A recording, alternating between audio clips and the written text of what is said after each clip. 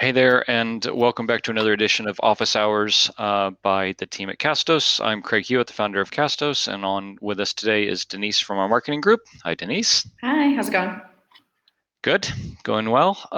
So we're a couple of minutes ahead of the top of the hour, and so folks that are just popping in to the webinar now, if you could do two things. One, in the chat area, just pop in and say hi and where you are kind of logging in from, so we can know kind of who's here and where you're coming from. And then the second thing is we have a poll running about audience engagement, which is the kind of the mini topic that we'll be talking about for the first 10 or 15 minutes. So if you could scroll down on the screen here and answer kind of where audience engagement sits in your overall podcast strategy. I think it's a really interesting topic, and maybe like one of the few things that I think is a really interesting pattern match between the really successful shows. They almost all have some high degree of audience engagement, and they all do it a little differently.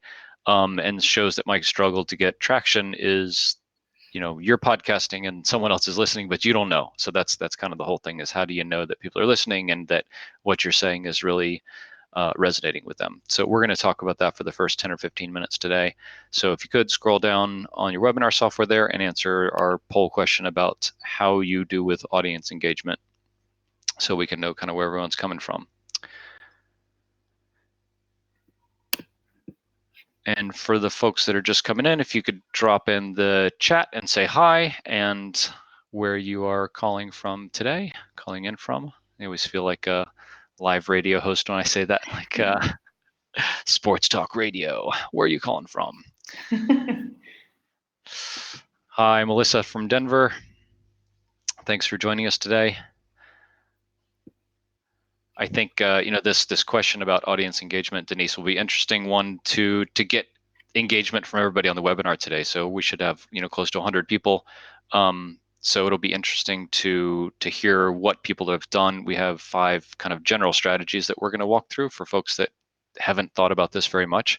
But there are tons of things out there that people do. So I'd love to hear from folks when we get into the question and answers section about kind of what folks are doing to encourage audience engagement and what's working. Yeah, likewise. And this is a good segue to remind everyone to feel free to drop your questions also in that question tab as we're kind of going through our presentation, or as you think of them. They can be related to audience engagement, but if you have other questions related to podcasting in general, whether you're just getting started or if you're a pro, feel free to drop them in that question tab, and we will be answering them through our Q&A after this presentation. And welcome, Jack from Chicago. Cool. So we're going to get started here in just a minute. Yeah, for those who are just coming in, if you could stop in and say hey in the chat, that would be awesome, and where you're logging in from. And then we do have a poll running. If you scroll down towards the bottom of your screen, talking about audience engagement, and we'll talk about audience. I'll talk about audience engagement for 10 or 15 minutes and give some ideas and things for folks to chew on and try and implement in their shows. And then we'll take questions and answers for the rest of the hour. And like Denise said, if you have a question, scroll down in the questions area on the bottom of the screen and drop your question in there, and then we'll get to those here in just a few minutes. Awesome. So I will go ahead and get started. For the folks who didn't get the intros, my name is Craig Hewitt. I'm the founder of Castos, along with Denise Meckel from our marketing group. So we're going to talk today about kind of 2 things. One is definitely the question and answer section, but before that, we're going to talk about audience engagement and participation in your show.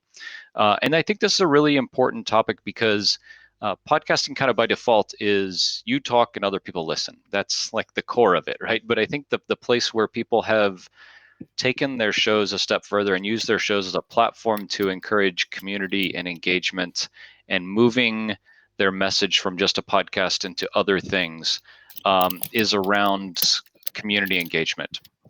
And so we're going to talk through 5 strategies or ways that you can approach engaging your audience in between or within an episode. And the 5 things are things like emails and voicemails, blog our communities like Facebook groups and other types of digital online communities, blog comments and how you manage and encourage those, roundtables as a podcast format. So not just you talking and everyone else listening, or you and a co-host, but a true kind of audience participation within your show.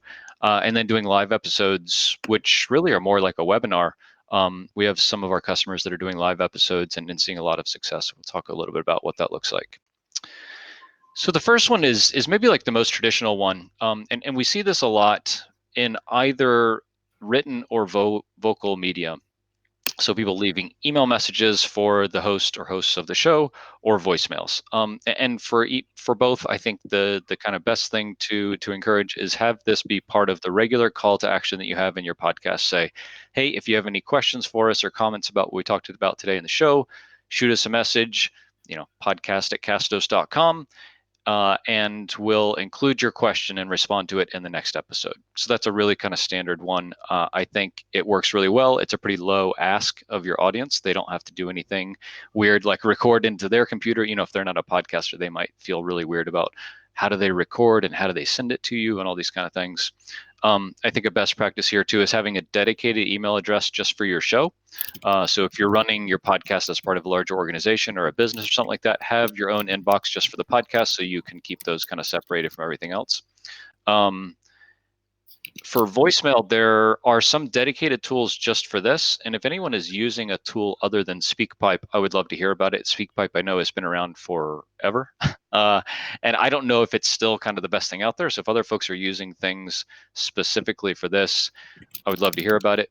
Google Voice, I know, is another option that folks use that is, so you can register a Google Voice number for free. So it's kind of like a virtual online phone number that you can have just for your podcast, and people can leave you voicemails there. And you can download those MP3s and then insert them back into your show for like the next episode, or if you have a Q&A episode at some point. And then similarly, maybe kind of a little low-tech solution is to just encourage people to record something on their computer and then upload it using something like Dropbox or Google Drive. So the real kind of important thing here is to allow a way for people to send you feedback in between episodes. Hey, Denise, could you mute your side? I'm just getting a little feedback. Yes. Awesome. And one of the important things here is this is a cool way to give the folks who are calling in or sending emails props on the next podcast episode. So, hey, we got this cool email from Jack. Jack asked about blah blah blah. Check out Jack's podcast or Jack's website or the things that Jack is doing over here. When you're able to give a shout out or props back to somebody who is participating in your show, that encourages the other people that are listening to do the same thing, so that they might get that same shout out. Communities is something that we've talked about in some other editions of Office Hours, and really is a very powerful community community building tool, I guess. So things like Facebook groups, Slack channels, Discord channels, which is kind of similar, like a forum, or even in-person events. All of these are places where people in your world can go to have discussions around your podcast and around your brand in between episodes. And so as opposed to something like a voicemail or an email where one person is sending a message to you, a community and a forum of some sort is like a many-to-many type discussion. So it's not just you and another person have a discussion, it's all 300 people in the Facebook group having a discussion about this thing, whatever the topic of your most recent podcast episode was. I think if I was going to pick one single thing to do to encourage audience communication and participation in my show, it would be some type of online community. Facebook, love them or hate them, makes groups really easy. And so that might be the best place to go. But I think the rule here is go wherever your audience already is. If you're a podcaster and you want to have a podcast about podcasting, a lot of those people are on Facebook. So Facebook groups might make the most sense. If it's a professional organization that you have a podcast for, maybe in-person events is the thing, because you guys have a meetup every other week, and audience communication would then happen in person. So kind of leave that up to you for your particular instance, where you're already engaging with your audience, and just do more of it in that medium. So blog comments are a really interesting thing if you encourage and manage them really well. I would say, first of all, you have to have a platform that lets you have comments. So I know some podcast hosting platforms don't have the concept of comments for posts, that's cool. If you have a proper website for your podcast, like on WordPress using something like Serious System of Podcasting, then obviously WordPress has commenting built right in. And one of the best things that we've seen to encourage comment participation for episodes is if you have a guest on your show, to align with the guest beforehand to say, I'm going to have you on your show. That would be great. We'll publicize this. It'll be great for your audience building. In return, I would really appreciate if you could come in and participate in the comments for this episode for the next week after the episode goes live. So that allows you're going to have a discussion with a guest about a topic, and then afterwards your audience can come in and say, hey, I heard Denise talking about this thing on your episode, but I didn't hear Craig talk to Denise about this thing. I had a question about this or clarification about this one point they made. So it lets your audience participate with the guest kind of after the episode comes out. And with this, kind of like we were talking about with giving a shout out or props for good comments, similar to the voicemails or emails, to say, hey, we had a really interesting comment on our last episode. Bob was asking about this thing. Bob is located over here. You can check out his stuff here or there. So all of these things are kind of like positive reinforcement mechanisms to encourage more of this. When people are hearing that other audience members are participating and giving feedback and creating dialogue, it makes them want to do it too, and kind of lets them know that it's okay. The next one is really a podcast format, and that is roundtables. I think this might be more difficult for some people to pull off than others. But the idea really here is that you can have a regular rotation of certain members of your audience on your show, and so they can participate directly in your podcast. I've seen this happen a lot in the tech world.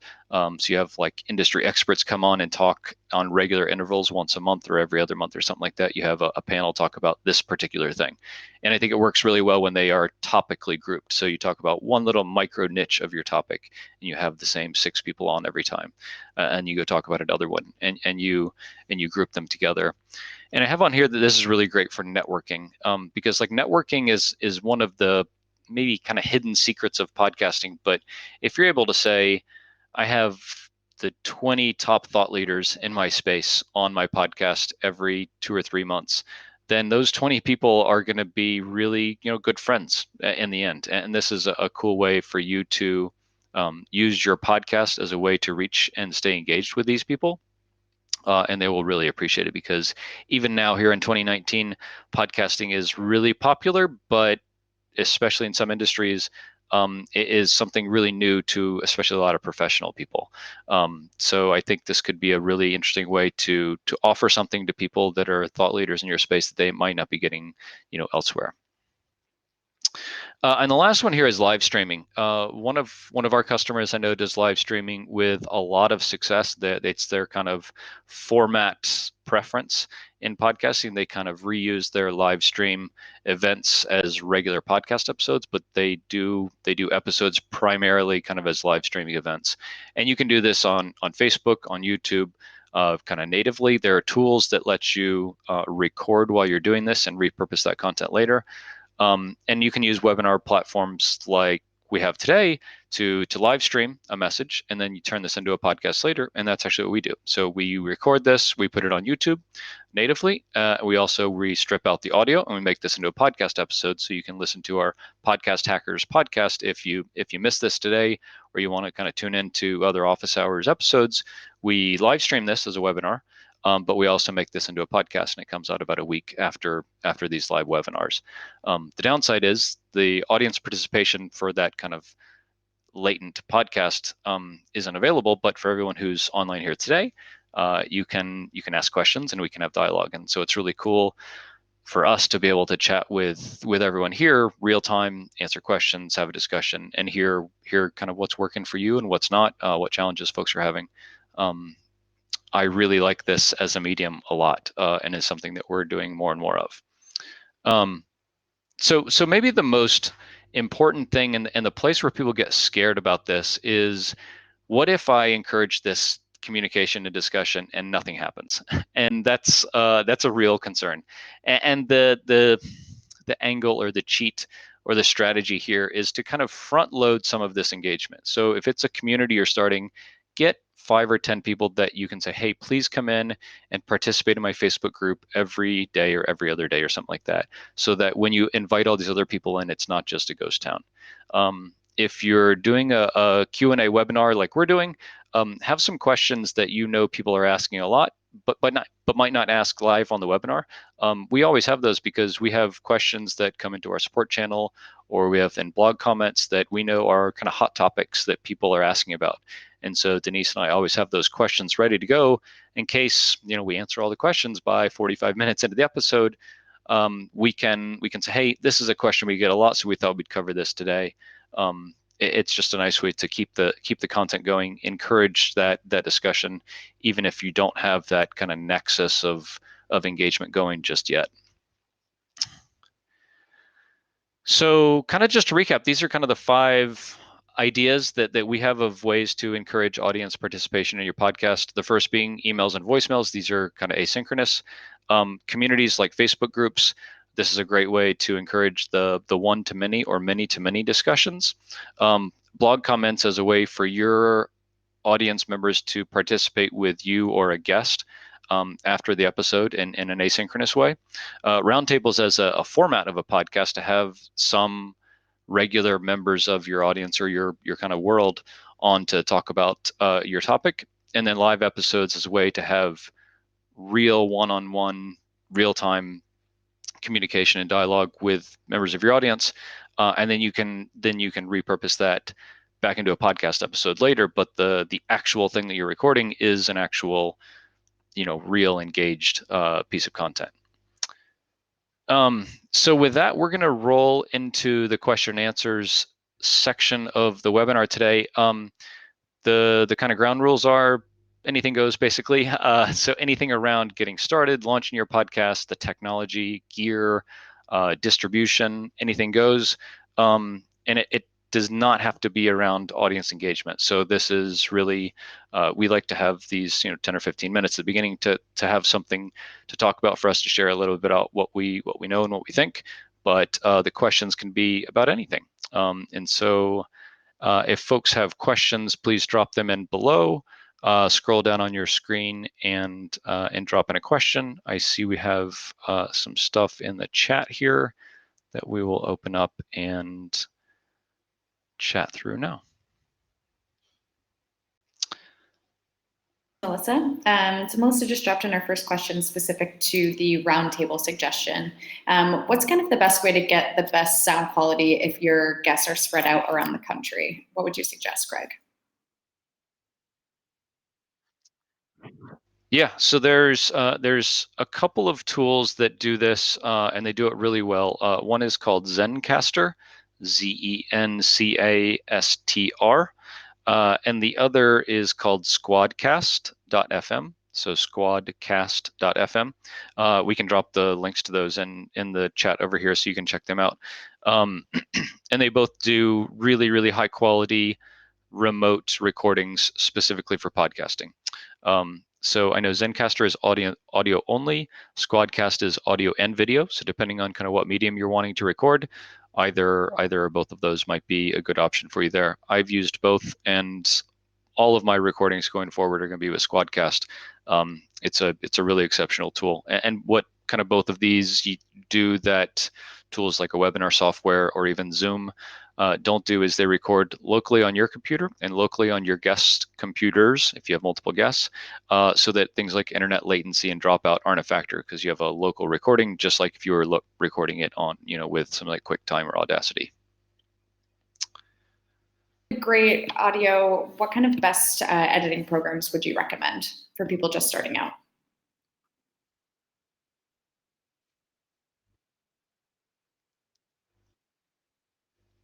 Yeah, really, really great question, Jeremy. The tool we like to use is called Audacity, and Audacity is a free open source project that is cross-platform, so it works on both Windows and on Mac, and is a really powerful but kind of easy to use tool. There is certainly a learning curve to it. If you go on to YouTube and type in Castos Audacity, we have a couple of tutorials there on how to use it. We actually walked through that in last last week's edition of Office Hours. It's just a pretty short one, but yeah, Audacity is the tool that we recommend for everybody. It's certainly good enough as you're getting started, and even a lot of professional and higher end podcasters use Audacity. It's a really powerful tool to do editing. You can also record locally with it. So if it's just you doing a podcast, a lot of folks just record right in Audacity, do their editing, and so they don't have to mess with, recording here, exporting the file, importing it into the editing tool, and things like that. So it's kind of a dual threat tool that you can do both recording locally, at least, and editing. And when I say locally, so if you're calling somebody across the country or something like that, it wouldn't work in that situation. But if it's just you or you and a About co-host in the the same type of room, forum to have. So you do can you think it's definitely better to record have more of a niche or an with open forum Audacity. in terms of audience and like who you're targeting to speak to?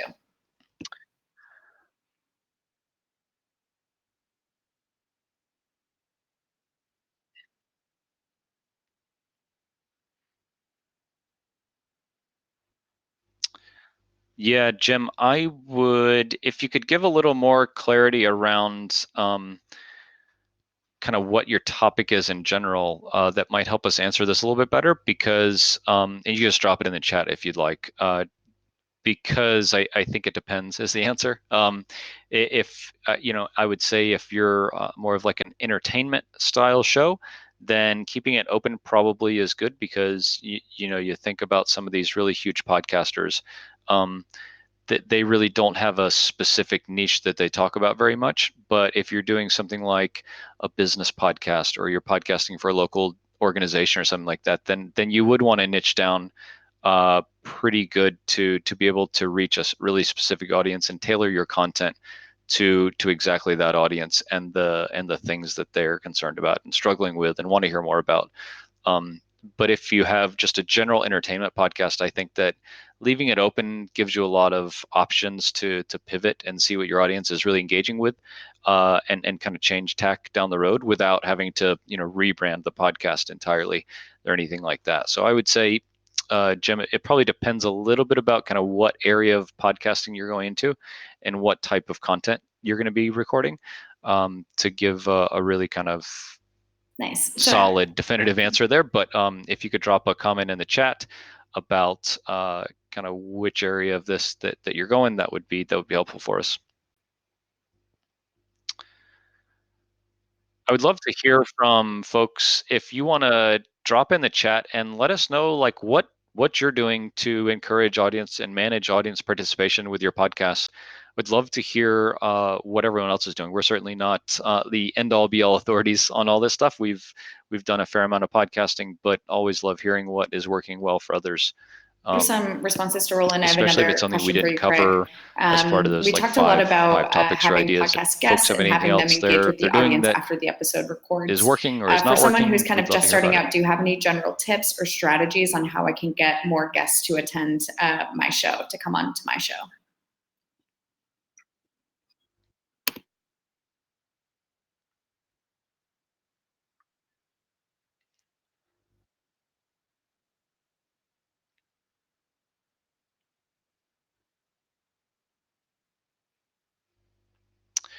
Yeah. So recruiting guests is an interesting one. I think that at its core there has to be something in it for them.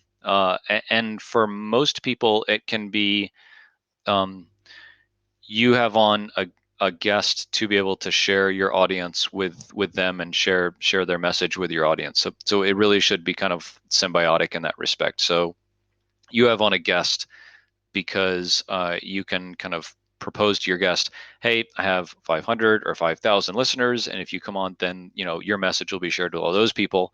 Um, and that should be a pretty high value thing that you can propose to these folks.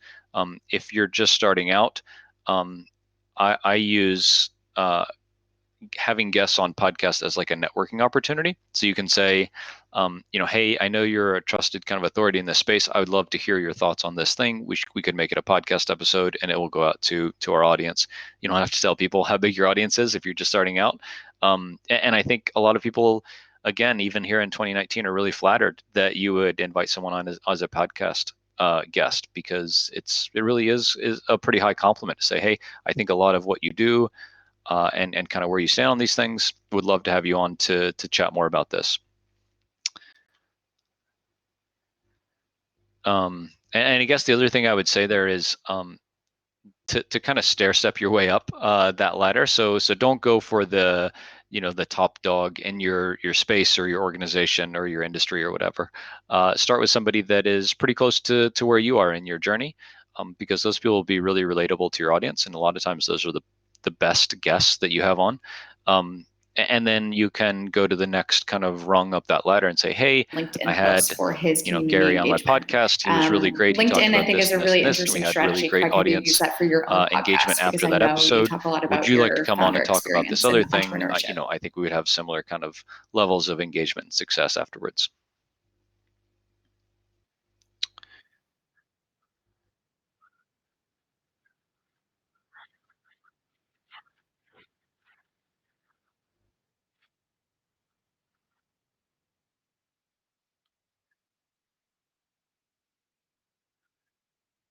I don't. I'm not a big LinkedIn person. But I know particularly as you get kind of further to the B&B side of the business spectrum, it is a really popular and really powerful platform. So Points that you were I'm making not before, if this surprised, is like Jack something said, where that that's been you a are successful becoming space a for him. guest on a I know podcast, quite a few really people pushes you to be that more towards the participate industry leader in really your heavily in space. So it could be LinkedIn, a nice little and especially around their anecdote to add to podcast. your own LinkedIn profile if you're going to be a For guest where on a lot someone of us else's use show as Facebook well. for kind of Just another regular place to personal kind of social put sharing, people your use LinkedIn expertise so for people business can sharing, reference your and yeah, voice. it's really powerful. Okay.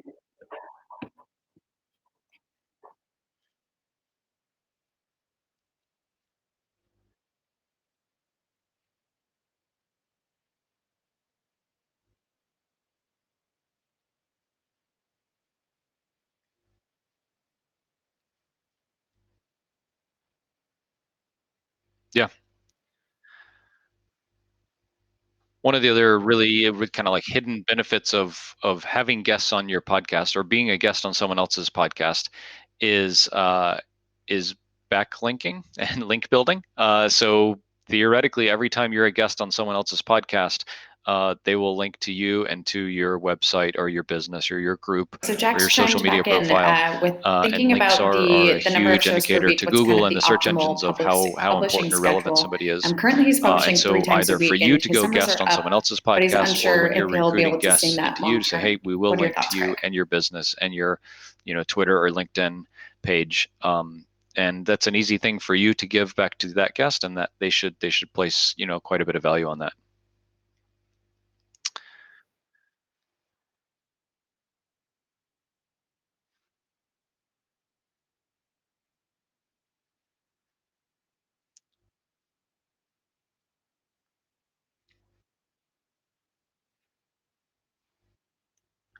Yeah, I think the last part there is really the important one. Is You should publish as much as you can, and that seems really simple maybe, but if you're able to consistently put out 3 episodes a week and they're high quality and your audience is engaging with them and your numbers are growing, if you can keep that up, then I would for as long as you can. If you find that that's difficult, then ratcheting it back down to 1 or 2 is fine. I say that you should not have less than one every other week. And so it sounds like Jack is way far ahead of that, and that's great. I'm envious, Jack.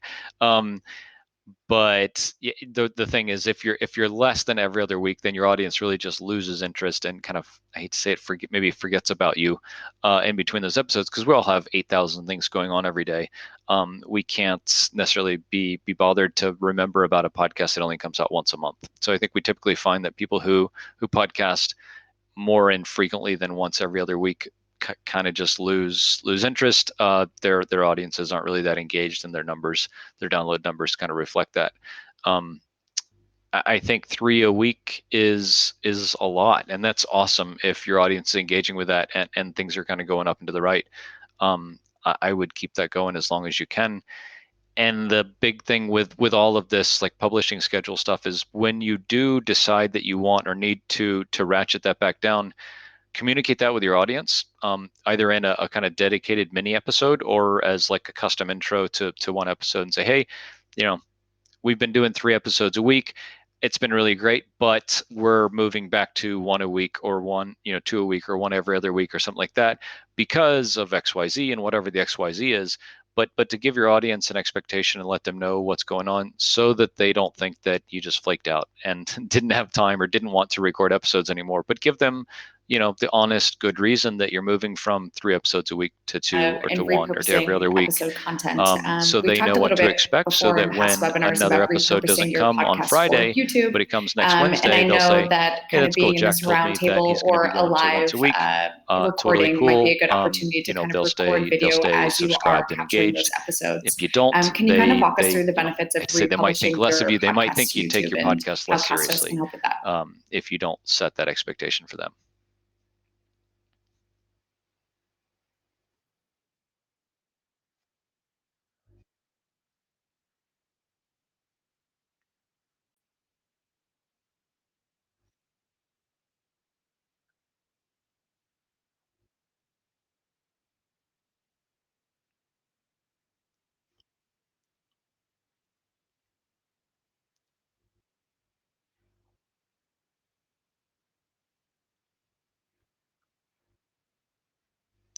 Yeah, for sure. So I think that the kind of either way you look at repurposing your content, the goal is to record once and then have your content go to as many different places as you can and in as many different media as possible. And so I'll talk about what we're doing today, right? So we're recording a webinar today, so it's live. So it's Denise and I's face and the slides, and so that's and video and audio that we're recording. And so this is a live webinar and it's being recorded. We'll pull the video recording down and we'll publish that to YouTube directly to our YouTube channel in the Office Hours playlist. We'll also then strip out just the audio of this and combine it with intro and outro and music like a typical podcast episode would be, to repurpose this video content into just audio for folks who just like listening to podcasts and don't want to go to YouTube and sit for the hour that we'll be recording this today. And that last part I think is really important, is that there are a lot of different types of information consumers out there. There are people that like YouTube. There are people that like live events like this. There are people that like podcasts. There are people that like to read transcripts or read kind of show notes. We also do that. We take and write up really kind of informational, concise, resource-heavy show notes for each webinar or podcast episode, whichever way you wanna look at it. So there's video, there's audio, and there's written.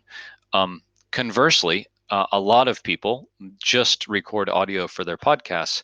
And within Castos, we have a feature we call YouTube Republishing, which takes your audio file, converts it to a video format with a kind of a still background image, and then publishes that to your YouTube channel for you. So whereas we do a lot of this manually right now, that's all automatic. And all you have to do is record your podcast episode in audio format.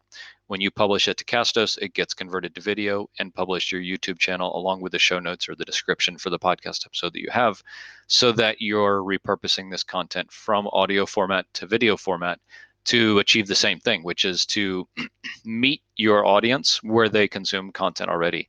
So there's a lot of people that like listening to audio. There's a lot of people like watching videos or consuming content on some YouTube. work offices may And YouTube is block a the few second different biggest search websites. engine Maybe you out there. can't So access if you have Spotify your or bases iTunes covered from with your work your computer, but you website love and listening to your Google favorite podcast as you to do crawl your your website, if menial your work. podcast is And in you can the access popular YouTube, so it might podcasting be directories another like Apple area for your Podcasts, audience Spotify, and to Stitcher, and to Google listen to your Podcasts, show kind of that's on great. their time And then if and your where they're podcast able is also on to find YouTube, you. then you really I think a have nice thing a that lot also of the couples with this is biggest our places people thoughts go about to search for premium podcast information covered. subscriptions and offering And additional or with bonus YouTube Real content for Publishing, your it's audience is literally also no a nice extra way to work, engage which with is, them. I think, So can the you kind of highest walk us kind of through value what you part might of be that. able to offer your audience with a premium subscription and how one might go about setting that up for their own show?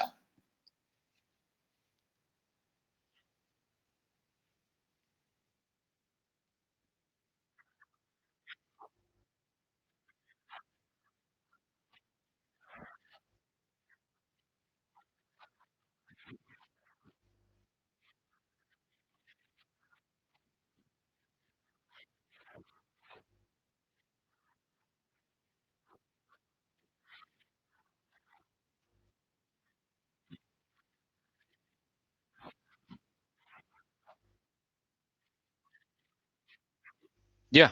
Yeah. So the idea of premium subscriptions is that you have some content that is available only to I think mostly it would be paying members. So a lot of podcast content is free and will always be free. That's great. I think a lot of podcasts should always be free. But more and more we're seeing this trend towards charging for some or all of your podcast content. And so Castos is developing what we call premium podcasting, where you'll be able to select certain episodes to kind of exist in their own little podcast that's over here that's only available for people that are paying a monthly subscription. And things that a lot of content creators are doing, and this is really a new medium or kind of angle on podcasting. So a lot of people are figuring this out as we go. But what some people are doing is like question and answer episodes, like so they'll just be available to premium subscribers. Or if you have this roundtable kind of discussion, maybe you have a really cool, intimate roundtable discussion with some industry leaders. It wouldn't be available in your regular podcast feed. It's only available to premium subscribers. Something else we're seeing people doing is sending kind of teaser episodes to their regular feed, so everyone gets the first 20 minutes of this really interesting podcast, but then the rest or the full length podcast episode would be available only to premium subscribers. So I think that this is one of those things where you kind of have to ask yourself, like, how would you want to do this, both from a content creator and a business or project perspective, but also put yourself in the shoes of your audience to say, like, what would be so valuable to me that I would pay $5 or $10 a month to get this extra content from the people you really enjoy hearing from. And the answer to that is kind of how you would approach this like premium subscription model. And this is going to be available from Castos here before the end of the year, which I can't believe I'm saying that, but I mean, we're just starting the fourth quarter here on the 2nd of October. So it really is relatively just around the corner. And we see this as a huge opportunity in podcasting just in general. Other markets outside of the US have already adopted this with vigor. In China, podcasting is an enormous business, and almost all of it is around paid access to content. So, in the US, podcasting as a business is done kind of primarily by advertising. And that's great. I mean, I think kind of comes from the radio Yeah, world. we're very excited to But as we look get at that off the kind of ground. the digital, So like this the kind of digital touches native upon version of this, monetization and how the someone analogy that might be we able like to use is like to make membership money from their sites. So podcast. Can you walk us a through lot a of us few are other parts of avenues or membership groups pathways or that online our communities that attendees are could take to available only also to make some money while members, they make whether their they're show? paid or not. And something like premium podcasting is the podcasting analogy of like a membership site where certain content and discussions are only available to people that pay for it. And so that's what this is all about, and we're really super excited to be able to offer this to everybody here in the next couple months.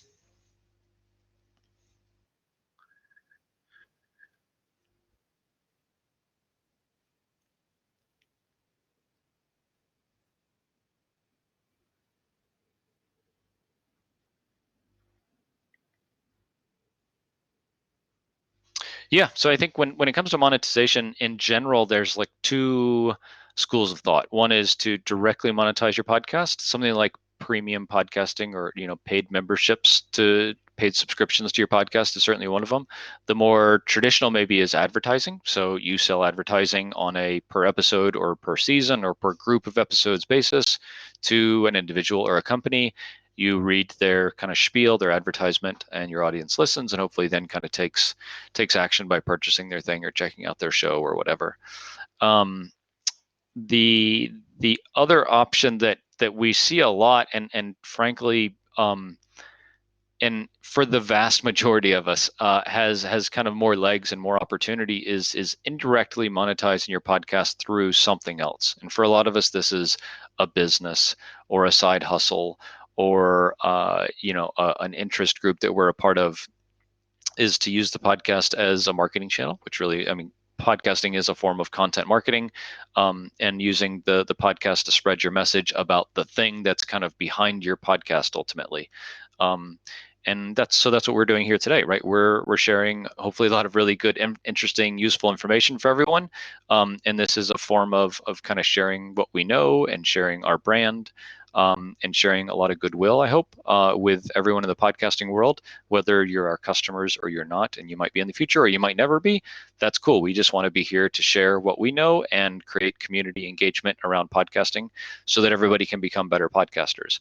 And we hope that at some point in the future, this leads to more people knowing about Castos and our team and kind of what we know and what we're able to offer, and that leads to more business down the line. And that's kind of the promise of content marketing. And I think it works really well for a lot of different scenarios.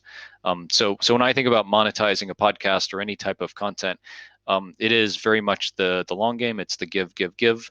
And we see a lot of really successful brands and businesses and groups doing this, because as consumers we all just want to kind of have our needs met and however that is done kind of most easily is what we gravitate towards, and then hopefully down the line you remember that, oh hey, I listened to this podcast and they had such great information, I'm going to go check out what they have about this other thing that I need to buy or want more information about, or buy a course on this thing or something like that. So when it comes to kind of monetization, need that's to put the a lot angle of I prefer to upfront go, work in order to grab those because sponsors. And it's if you just kind of easier. have Like your to side hustle monetize ready a to go, it podcast makes sense. directly In terms of on side hustle, so advertisements, say I you have a need blog or tens of something else, thousands of what kind of downloads an content is episode. kind of ripe to And I be can tell you repurposed into a that podcast right off knowing the all bat? of the data of all of our customers at Castos, out of the tens of thousands that we have, there are very few podcasts that have, say, more than 20,000 downloads an episode, which is what you need really to make, I'll say, good money, certainly money that you could like live on.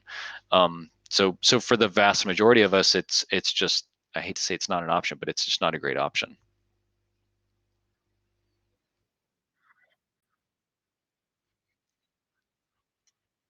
Yep.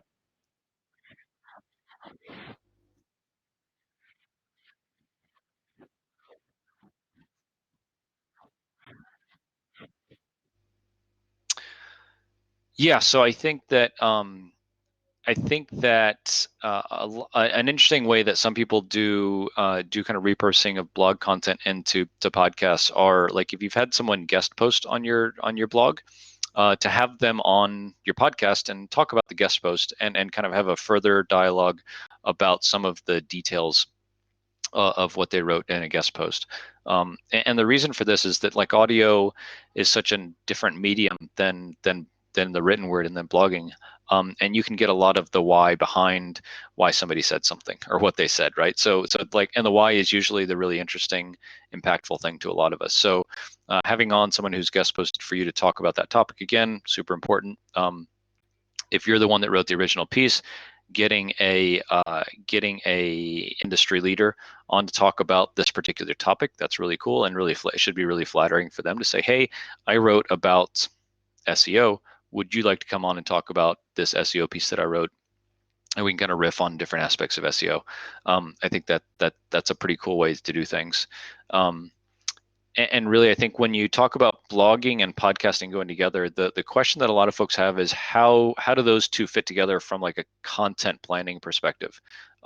And really, I think you want to ask yourself, I like, think podcasting offers is there an content that is interesting better avenue suited to for convey the tone written and voice more kind of than the medium, written and is word there some generally content does that's for better blog for the posts. audio medium? And So that's a Chris a has jumped question that into you'll the have to answer questions talking yourself, about knowing your topic and your sponsors and audience how you and how they kind of like to bring on consume content. But more that's partners, and it probably kind of the helps first place generate I go to say, awareness and like, audience. not But necessarily there for is a challenge repurposing, in kind but of if you're retaining the doing both brand and pieces the of ownership content, of your podcast as it decide grows. what's more Do you have any appropriate and suggestions impactful on for your strategies on audience how in to written maybe form, and target what's the better right and type more of sponsor impactful for your in audio podcast form. in And the order same to would go not for video, alienate too right? much If of you're your going to do audience, explainer videos, and there's making some sure things you're that are kind of just better retaining for your that voice and the ethos that than your for podcast, podcasting or for started out written. with?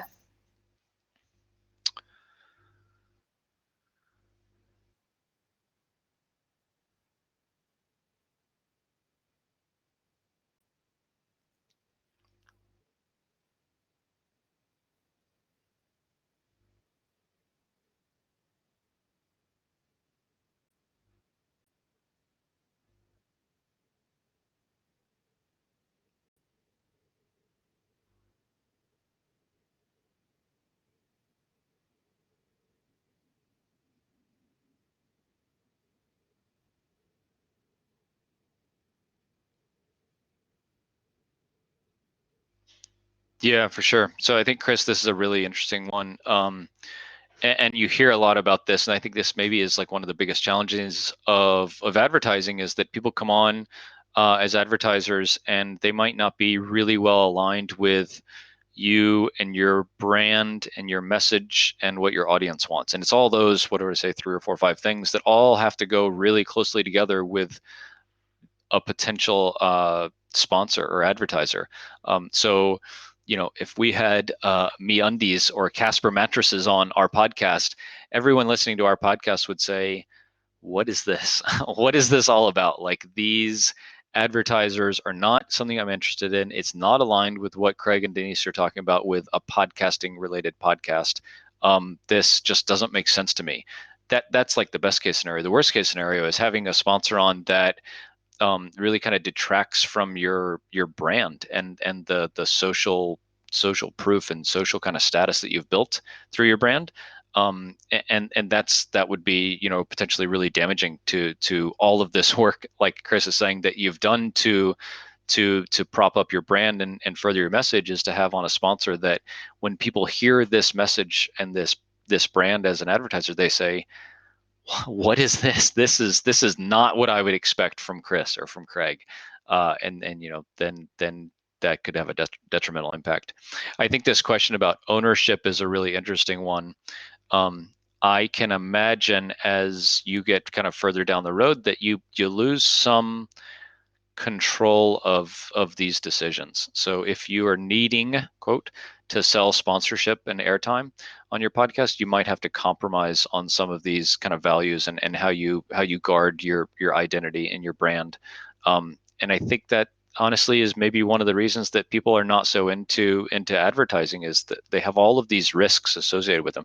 Like Chris said, it's a cool way to make money, and I know we've sponsored podcasts in the past, and they're not cheap these days, especially in certain niches. Um, so yeah, you can make good money if you have the download numbers, or if you're good at selling these packages. But I think the risk of introducing something into your message and your brand that would be detrimental to it is definitely real, and it's just something you should be aware of as you're going through the process of getting advertisers. Just know that a misstep here could have kind of a negative impact. But it could be a positive thing if you have advertisers and sponsors on that are real partners, like Chris is saying. Then it really can work to where you're kind of helping each other kind of become better and advance your cause there. So Chris, if you have other kind of experiences or things that you've seen with this, we'd love to hear about it. If you want to drop in a chat or another question or comment, we'd love to hear about it, because yeah, podcast advertising is a is kind of the Wild West still, right? I mean, I can't believe it. Here in 2019, it's something that there's not a ton of standardization around. There's not a lot of rules. There's things that some people expect, but depending on your niche or how savvy the advertisers are and your kind of world, there could be, you're the one making up the rules. The sponsors and advertisers don't come to your podcast with preconceived notions about what to expect. Almost all podcasters I know kind of make up the rules themselves. So, it's how many episodes are in a package. It's Whether you have an how opinion much of on that kind of package goes live for, read ads as people are what bringing the in spiel sponsors, length to make needs it to more be, how aligned many with calls their to actions brand? you Is can it have. something Do you that need you to could go give back to sponsors and promotional say, hey, deals I to can say the to CTA, I can listeners? say All these these kind of kind of things key are decided buzzwords on that like you a need, one-off but can I say basis. it in It's my not own like voice? Can I using make sure it aligns Google with my AdSense where you show? just pop a Versus, piece of code on asking your them site for the and go. templated script that you kind of There need to is read like verbatim. dynamic ad Do you see insertion any kind of technology, but I pros and think cons with that's each strategy? potentially like on the lower end of having all of that control, because you don't have that control. You can't decide who's going to be kind of participating in your show. So I think Denise will take one more question, maybe.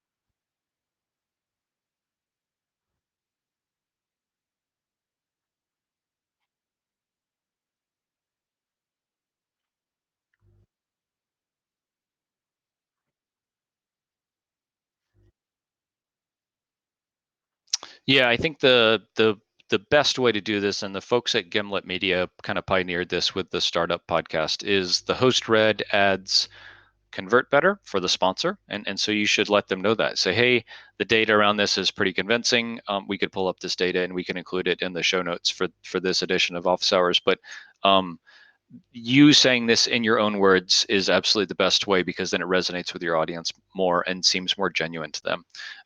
And so I think that having a sponsor provide you with a script is great, but then you as the podcaster need to say, yep, I got your script. I'm going to modify it some. It's still going to have the core message, but this is what I'm going to say. And when we've sponsored podcasts in the past, this is how it's always gone. And then they send you that host read ad before it goes into the podcast episode. Say, hey, this is the script you sent me. This is what I read. Does this sound okay? And we listen to it and say, yep, that's great, or no, this is not okay. I'd really want more of this or that or the other. But generally, I mean, if you have a good relationship with the podcast that you're sponsoring, all of that should be aligned, and there shouldn't be any surprises there. But yeah, you as the advertiser definitely want to have a host read message, because it just performs better for your business. And you as a podcaster definitely want to read your own ads, because the message comes across like it's your message, and you have more control over kind of how authentic and aligned that is with the rest of your brand. So cool. Well, thank you everyone who came on the webinar today, for your questions and comments and engagement. It was really fun. This is a topic that I love, and I think really separates the premium shows from the ones who might struggle to get traction. So if you're not encouraging kind of audience communication and engagement with your podcast, it's definitely worth thinking about. We will have an email summary of this and a blog post going out here in the next couple of days. So you will get an email kind of with that notification. And we're doing these office hours every week, every Wednesday at noon Eastern. And so to sign up for the next one here in about another couple of hours, you can go to castos.com/office hours and sign up for the next edition. And we'll be sending out some more information about what that looks like here shortly. So thanks to everyone who came on today, and we will see you next week. Bye.